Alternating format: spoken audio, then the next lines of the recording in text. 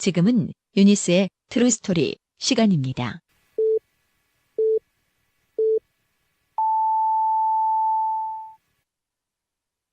Hey everyone, welcome. Welcome to the MFY Music, the best free electronic dance music every day. This is the MFY Music Podcast.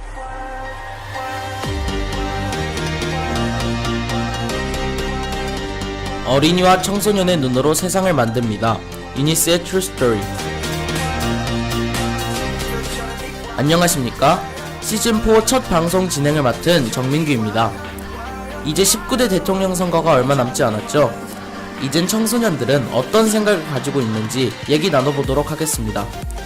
오늘은 가장 유력한 두 후보인 문재인 후보와 유승민 후보에 대해 말해보겠습니다.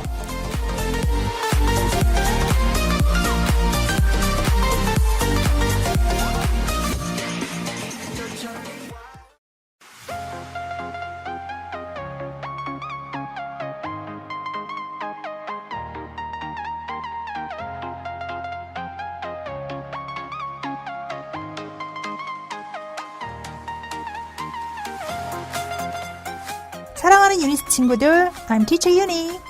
유니스에서 전국 최초로 시작한 팟캐스트 유니스 True Story.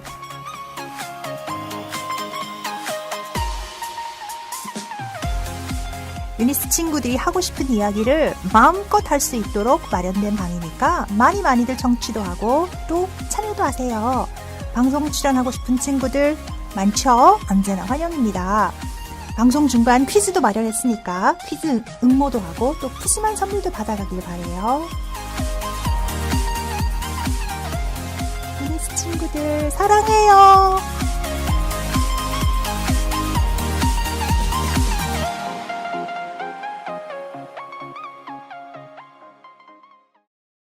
얘기에 앞서서 먼저 방송 패널들을 소개하겠습니다. 먼저 양지중 2학년 자칭 타칭 멋진 김태우군, 안녕하세요. 자칭은 아닌데 타칭은 맞는 것 같네요. 안녕하세요. 학교에서도 자칭 맞는 것 같습니다. 그리고 이번에 두 새로운 패널들이 나왔는데요. 먼저 양지중 1학년 곽윤미 양, 안녕하세요. 안녕하세요. 그리고 양지중 1학년 박소영 양, 안녕하세요. 안녕하세요. 네, 그 두 친구는 방송이 처음인데 방송 소감이 어떤지 한번 얘기해 주셨으면 감사하겠습니다. 저는 소영이와 함께 이 정치에 대한 토론할 수 있어서 영광입니다. 뭐 출마하세요? 저도 유미와 함께 정치를 배울 수 있어서 좋습니다. 네, 알겠습니다. 그리고 마지막으로 정진호 선생님 소개해드리겠습니다. 안녕하세요. 네, 안녕하세요. 반갑습니다. 우리 두 얼굴, 새로운 얼굴 친구들도 반갑고, 그리고 오늘 해나가 빠졌네요. 해나는 어디 무슨 일 있대요? 해나 양은 학교에서 그 대회 준비한다고 이제 오늘 빠진 것 같은데요. 역시 해나 양이 다시 한번 한국 교육의 문제를 일컫는 그런 계기가 된 것 같습니다. 대회 출전하면은, 한국 교육의 문제점을 얘기하는 건가요? 그러니까 대회 출전은 그 문제라는 그런 문제의식을 갖고 있나요, 우리 진행자께서는? 무슨 대회인지도 모르잖아요. 딱 봐도 과학의 날 대회 아닙니까? 정말로. 사실관계는 우리 해나가 오면 한번 확인해 보도록 하고, 중요한 건 오늘의 진행자인 안산 양지중학교 2학년 정민규 군은 학생이 대회에 참가한다는 게 바로 한국 교육의 문제점을 인식하고 있다는 거. 네, 그거 하나는 우리가 확인할 수 있을 것 같네요. 네, 알겠습니다. 그럼 이제 본격적으로 유승민 후보와 문재인 후보에 대해서 알아보도록 하겠습니다. 유니스의 트루스토리, 어린이와 청소년이 말하는 19대 대통령 후보들.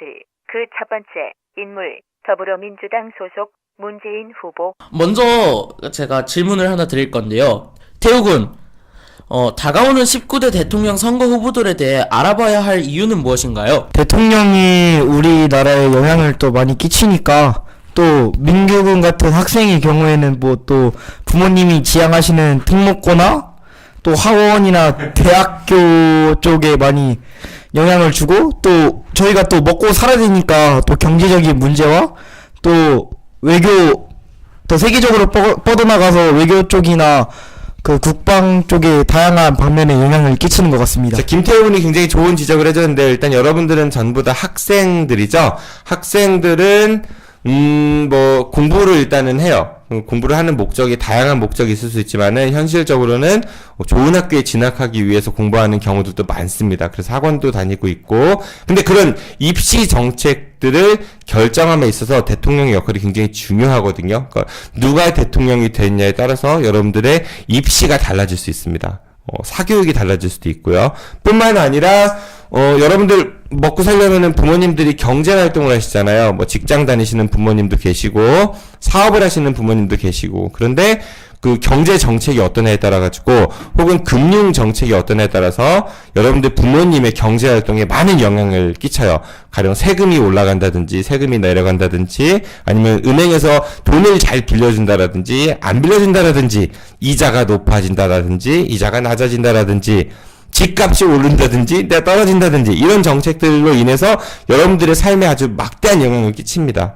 뿐만 아니라 우리나라가 뭐 국제사회에 진출함에 있어가지고 외교 문제 아니면 북한하고 지금 대치하고 있죠. 그런 안보 문제 이런 것들 우리 삶에 아주 중요하고 직접적으로 영향을 끼치는 그런 정책들을 결정함에 있어가지고 대통령이 아주 큰 역할을 하고 있죠. 그래서 우리가 대통령 선거에 대해서 관심을 가져야 된다고 볼 수 있습니다. 네, 매우 중요한 얘기를 해주신 정진호 선생님이었습니다. 다음에 그래서 출마 한번 할까요? 네, 그런데 투표권이 없는 우리들이 대통령 선거에 굳이 관심 가져야 할 이유는 무엇이죠? 현재는 비록 투표권이 없으나 다음번 대통령 선거의 경우 현재 중학교 2학년 학생이라면 투표권이 생길 확률이 높기 때문에 결코 남의 일처럼 여기면 안 된다고 생각합니다. 뿐만 아니라 주변 어른들의 생각에서 벗어나 저희들의 생각만을 가질 수 있는 훈련을 하는 것도 좋은 방법이라고 생각합니다. 네, 그럼 다음으로 오늘의 첫 번째 인물 문재인 후보에 대해서 알아보도록 하죠. 소영양, 문재인 후보는 어디서 태어났나요? 그리고 학창 시절은 어땠는지 궁금합니다. 진행자가 그 소영양한테 관심이 있나 봐요. 질문이 아닙니다. 네, 문재인 후보는 경남 거제에서 출생했다고 들었습니다. 또 학창시절은 부산에 있는 경남고라는 명문고등학교를 졸업하고 재수를 거쳐 격인대법학과 수석 입학을 하였다고 들었습니다. 또 공부는 잘했으나 고등학생 시절 방황해서 공부 안 하다가 재수했는데 재수학원에 1등으로 입학해서 학비 전형 면제를 받았다고 들었습니다. 대학생 시절 군사 독재에 반대하는 시위하다가 두 번의 감옥에 갔다고 들었습니다. 네, 잘 들었습니다. 그러면 문재인 후보는 정치를 시작하기 전 직업이 무엇이었나요, 태욱은? 문재인 후보는 정치를 하기 전에 변호사로 활동을 했었죠.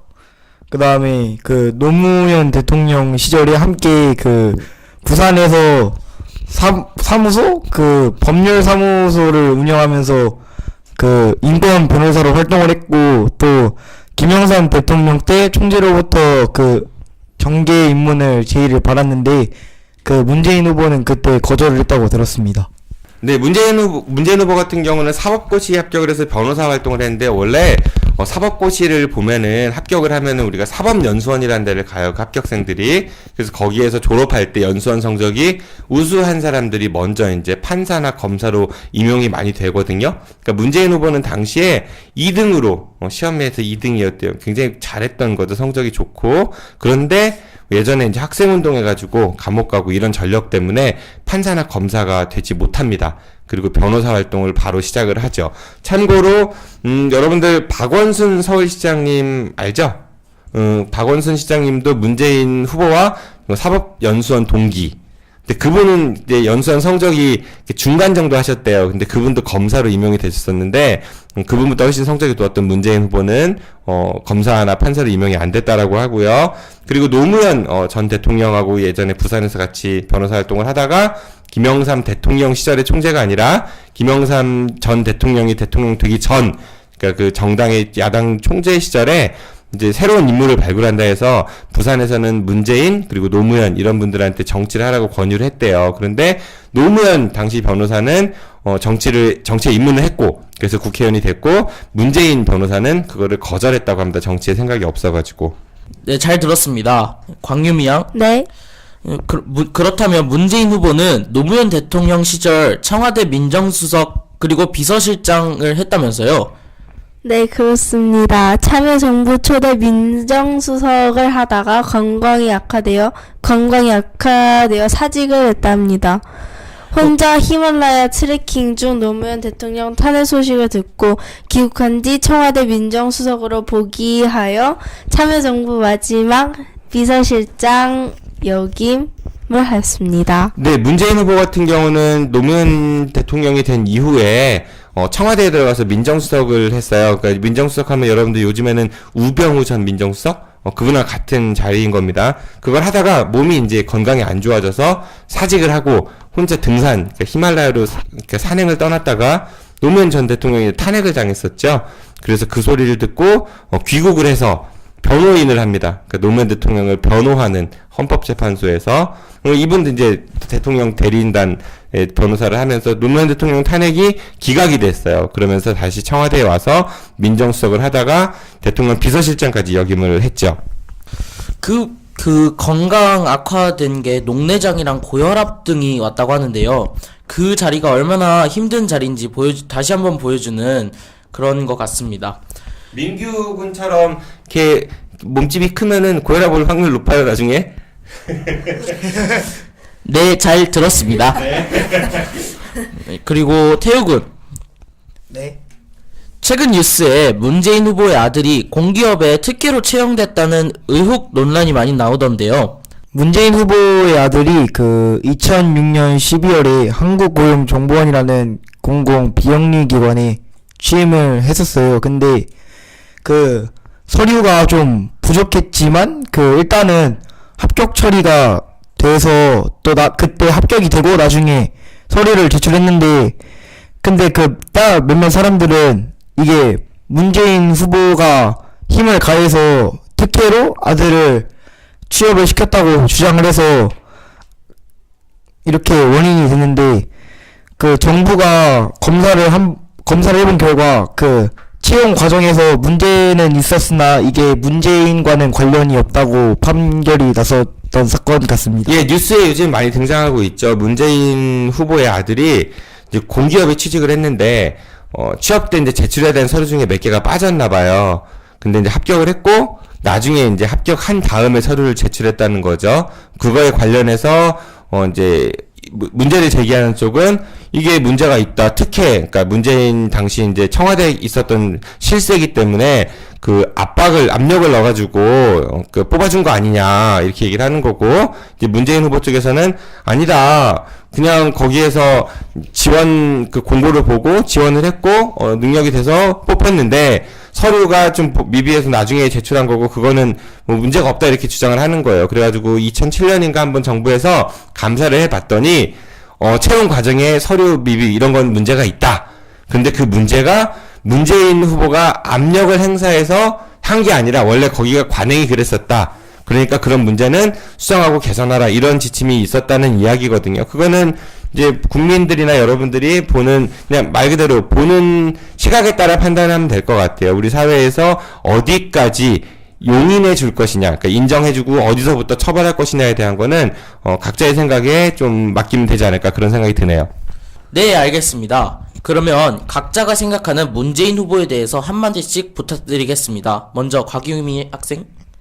저는 문재인 후보가 대통령에 당선되면 저희 교육을 위해서 더욱더 힘써 주었으면 좋겠습니다. 문재인 후보가 만약에 대통령이 되면 또 학생들이나 부모님들 많은 사람들에게 또 우리나라를 위해 힘써 주시는 대통령이 되었으면 좋겠습니다. 아들 특혜 논란이 잘 해결되고 우리나라를 위해서 힘써 줄 수 있는 대통령이 됐으면 좋겠습니다. 네, 각자의 한마디 정말 정진호 선생님의 좋은 생각이었던 것 같습니다. 유니스의 트루스토리, 어린이와 청소년이 말하는 19대 대통령 후보들, 그 두 번째 인물, 바른정당 소속 유승민 후보. 자, 그럼 두 번째 시간은 바른정당 유승민 후보에 대해서 알아보도록 하죠. 먼저 박소영 양. 유승민 후보는 어디서 태어났고 학창 시절은 어땠는지 궁금합니다. 유승민 후보는 대구 출생이고요. 명문고 경북고등학교를 졸업하고 서울대 경제학과를 졸업했다고 합니다. 또 미국 위스콘신 대학교 경제학 박사를 했다고 합니다. 1976년에는 예비고사 전국 2등으로 공부를 굉장히 잘했다고 합니다. 네. 저도 유승민 후보처럼 공부를 굉장히 잘하고 싶습니다. 쓸데없는 소리 하지 마시고요. 그럼 다음 질문으로 넘어가죠. 김태우 군. 네. 유승민 후보는 정치하기 전 직업이 무엇이었죠?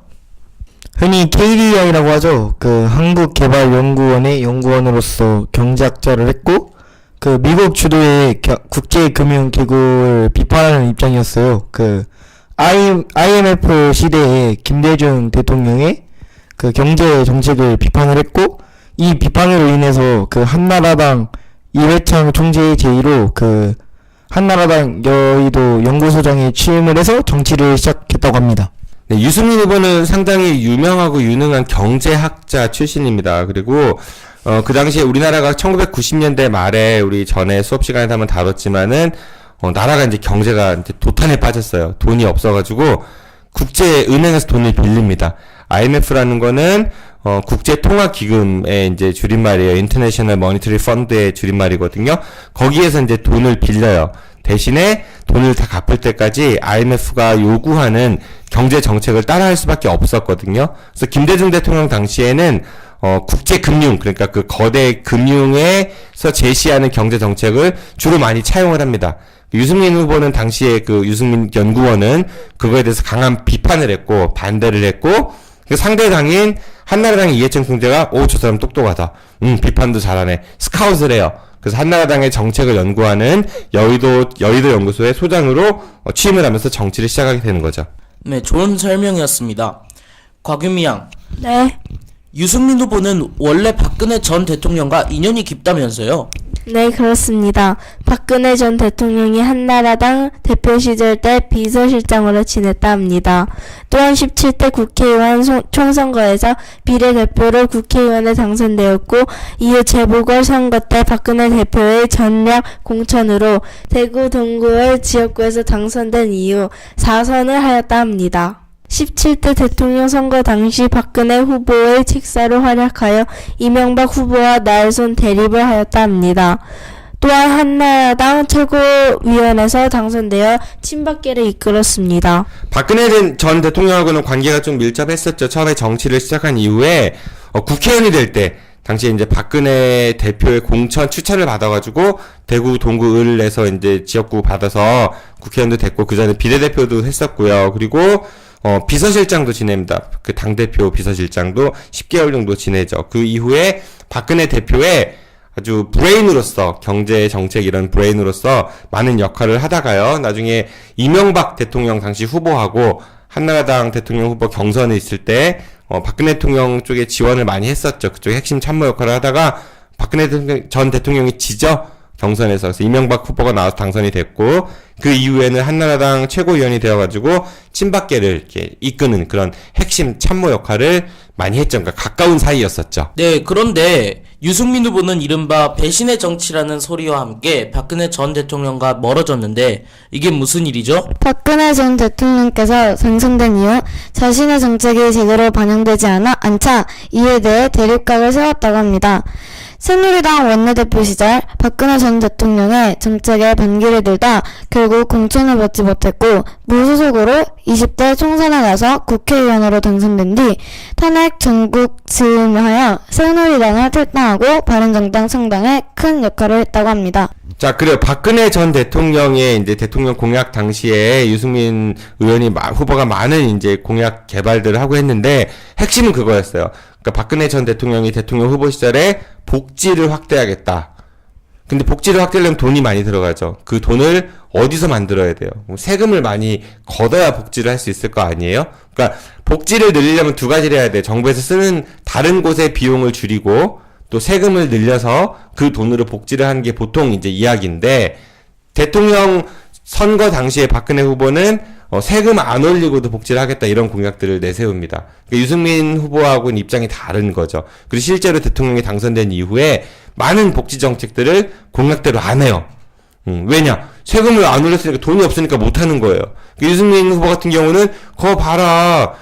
세금도 안 올리면서 복지를 한다는 말은 뻥 아니냐 쉽게 얘기해서 증세 없는 복지는 허구다 이런 얘기를 해요. 유명한 말입니다. 증세 없는 그러니까 세금을 많이 더 걷지 않는 복지는 허구 가짜다 이런 얘기를 하니까 대통령 입장에서는 박근혜 전 대통령 입장에서는 기분이 좋아요 안 좋아요?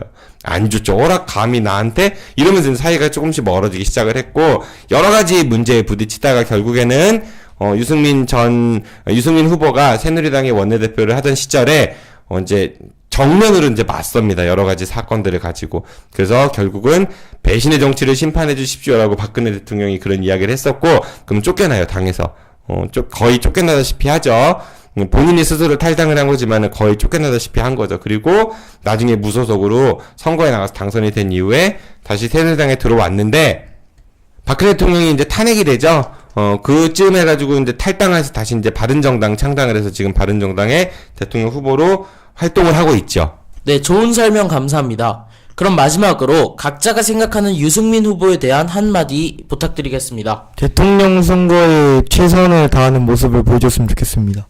유승민 후보가 청소년에게 모범이 될 수 있는 대통령이 됐으면 좋겠습니다. 만약에 대통령이 되신 후에도 정치를 바르게 하셨으면 좋겠습니다.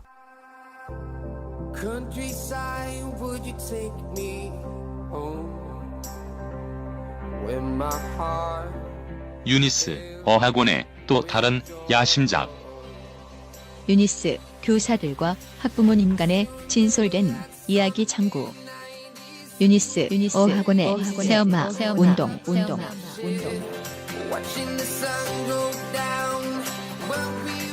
매주 화요일 오전 11시 새롭게 단장한 유니스에서 만나실 수 있습니다. 자세한 사항은 데스크로 문의하세요.